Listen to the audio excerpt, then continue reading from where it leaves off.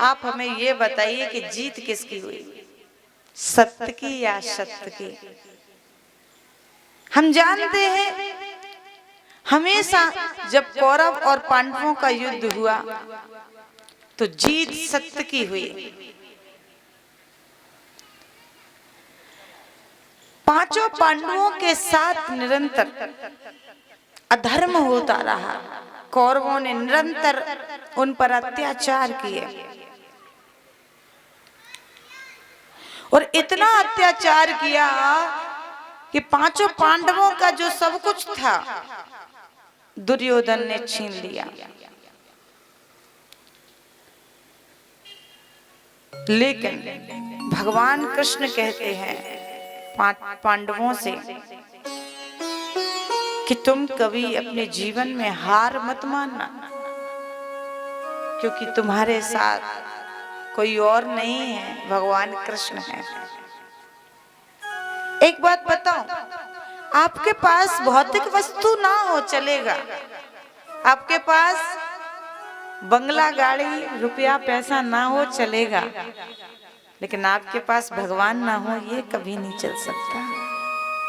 इसलिए जीवन में भगवान को महत्व देना प्रारंभ कर दो। पांचों पांडवों में से अर्जुन ने बस कृष्ण को अपना आराध्य माना, भीमसेन ने कृष्ण को आराध्य माना, पांचों पांडवों ने भगवान कृष्ण को ही अपना सर्वस्व माना। इसलिए हमेशा पांचों पांडवों की जीत हुई। जब युद्ध हुआ कुरुक्षेत्र के अंदर तो भीमसेन ने अपनी गदा से दुर्योधन की जंघा को घायल कर दिया और दुर्योधन जमीन पर पड़ा है। इधर जब अश्वत्थामा आए, अश्वत्थामा ने देखा कि दुर्योधन पृथ्वी पर पड़ा हुआ है तो पूछा, अरे दुर्योधन, तुम्हारी इतनी गंभीर हालत कैसे हुई? तब दुर्योधन ने कहा, क्या बताऊं अश्वत्थामा मित्र, आज इस भूमि पर, कुरुक्षेत्र की भूमि पर भीमसेन ने जंघा को घायल कर दिया अपनी गदा से। मूर्छित अवस्था में पड़े दुर्योधन को अश्वत्थामा ने उठाया, गोद में लिया और कहा, मित्र, अगर तुम कहो तो मैं अभी ही इसी क्षण भीमसेन से बदला लेकर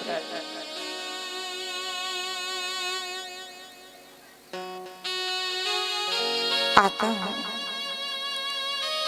बोले ठीक है। इधर पांचों पांडव जश्न मना रहे थे भगवान कृष्ण के साथ। कृष्ण के साथ उत्सव मना रहे। भगवान द्वारिका नाथ कहते हैं पांचों पांडवों से, आज आप सभी जो उत्सव है, उत्सव के पश्चात आओ तुम मेरे साथ में अन्यत्र जगह चलते हैं, वहीं विजय का जश्न मनाएंगे। भगवान को पता था अगर आज रात्रि में ये यहीं सोए तो ये जो दुर्योधन है छोड़ेगा नहीं। रात्रि के समय सभी भगवान कृष्ण के द्वारिका नाथ के साथ थे और उनके पुत्र वहीं रुपट्टे को ओढ़कर सो रहे थे। अश्वत्थामा आया, सोचा यही पांचों पांडव हैं और सिर को धड़ से अलग कर दिया। जब लेकर पहुंचे दुर्योधन के पास तो ये पांचों पांडव नहीं थे, ये पांचों पांडवों के पुत्र थे। दुर्योधन ने देखा तो कहा, अश्वत्थामा ये आपने आज कैसा अनर्थ कर दिया।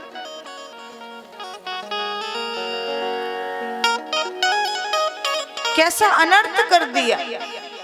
ये 5 पांडव नहीं, 5 पांडवों के पुत्रों के सिर उठाकर ले आई हो। जाओ। इधर द्रौपदी महारानी अर्जुन के पास रोती रोती गई, स्वामी ये आज क्या हो गया, मेरी आंखों के सामने मेरे 5 पुत्र मृत पड़े हैं। अर्जुन ने गांडीव उठाया और कहा, देवी मैं उसे जीवित नहीं छोड़ूंगा जिसने मेरे पुत्रों को मारा है। गांडीव उठाकर चढ़ पड़े। द्रौपदी ने रोका हाथ को पकड़ते हुए और कहा, स्वामी ये कृत्य जो है अश्वत्थामा का है। ये तुम्हारे गुरु पुत्र गुरु द्रोणाचार्य का पुत्र, और तुम्हारे गुरु के पुत्र को अगर तुम मारोगे तो तुम पर बहुत बड़ा पाप लगेगा। इसलिए मेरा निवेदन है आप रुक जाइए। अर्जुन ने अपने गांडीव को नीचे रखा और कहा, देवी आज मेरे 5 पुत्र मेरी आंखों के सामने मृत पड़े हैं, और आज मैं कुछ नहीं कर पा रहा। तुम्हारे वचन ने मुझे रोक दिया। अगर तुम कहते तो मैं इसी क्षण जाकर अश्वत्थामा को पकड़ लाता, उसे यही मृत्यु के घाट पर पहुंचा देता। क्या करूं, कुछ समझ नहीं आता। तब महारानी द्रौपदी ने कहा, स्वामी तुम्हारे कृष्ण द्वारिकानाथ मित्र है, द्वारिकानाथ के पास जाओ, वो द्वारिकानाथ तुम्हें मार्गदर्शन करेंगे। अर्जुन वहां पहुंचे, कृष्ण को प्रणाम किया, कहा, कृष्ण आज 5 पुत्र मारे गए। अश्वत्थामा की ऐसे कृत्य ने मेरे हृदय को विदीर्ण कर दिया। कहो क्या करूं। भगवान कृष्ण कहने लगे, अर्जुन किसी को मारना बहुत आसान होता है। एक काम करो, तुम जाओ अश्वत्थामा को मारना नहीं, क्योंकि वो एक ब्राह्मण पुत्र है, और अगर ब्राह्मण पुत्र को तुमने मारा तो बहुत बड़ा घात लगेगा। ऐसा करो, उसे भरी हुई सभा में समाज के समक्ष अपमानित करो। जाओ, उसकी जो सिर है ना, उसकी सिर में चोटी है, उस चोटी को काट दो,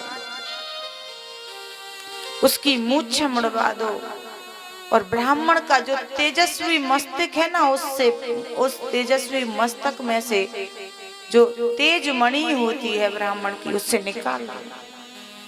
अर्जुन पकड़ कर लाए। अर्जुन ने उसके तेजस्वी मणि को निकाल कर भरी हुई सभा में अपमानित किया।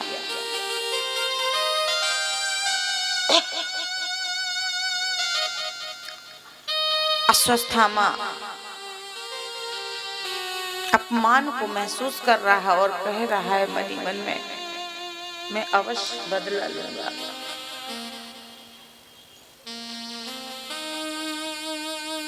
अवश्य बदला लूंगा।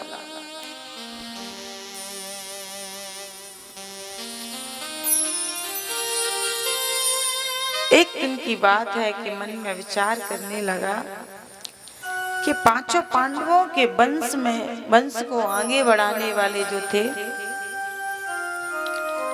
वो 5 पांडव थे। वो 5 पांडव तो रहे नहीं, अब मात्र इनके वंश को बढ़ाने वाली है उत्तरा, अभिमन्यु की पत्नी। उत्तरा गर्भवती है और किए हुए है, अपने अपमान का बदला अवश्य लूंगा।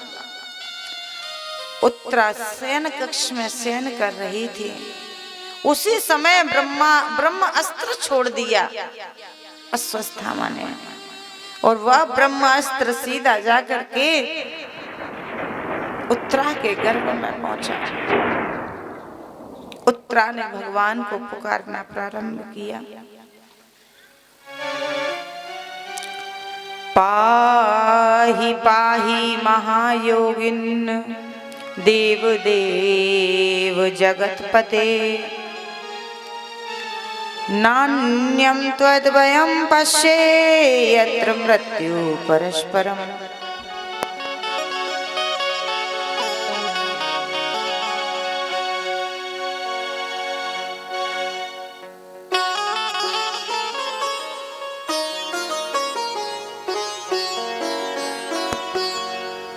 पाहि पाहि महायोगिन देव देव जगतपते।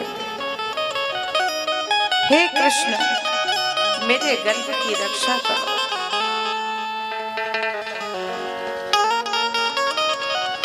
मेरे गर्भ की रक्षा करो। भगवान द्वारिकानाथ ने अंगुष्ठे समान रूप को बनाया और गर्भ में धारण हो गए। गर्भ में पहुंचे, उस ब्रह्मास्त्र को भगवान ने काटा, उस बालक की रक्षा की और उत्तरा को महसूस कराया कि मैं ही तुम्हारा सर्वस्व हूं। विपिता सन्तु नासस्व तत्र तत्र जगद्गुरु, भवतो दर्शन यतस्यात् पुनर्भवो दर्शन। माता कुंती के पास भगवान द्वारिकानाथ पहुंचे और कहा कि अब बुआ मेरे चलने का समय आ गया है, का समय हो गया है।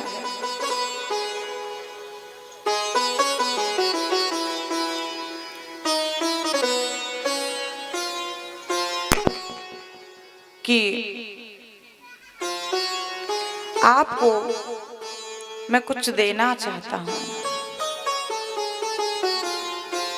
कुंती ने कहा, प्रभु मुझे अब कुछ नहीं चाहिए, बस एक ही मेरे जीवन की इच्छा है कि जीवन भर आपने मुझको सब कुछ दिया, मेरी नाव में बैठकर मुझे भव सागर से पार लगाया। अगर आज आप मुझे कुछ देना चाहते हो तो मुझे विपत्ति दो, दुख दो,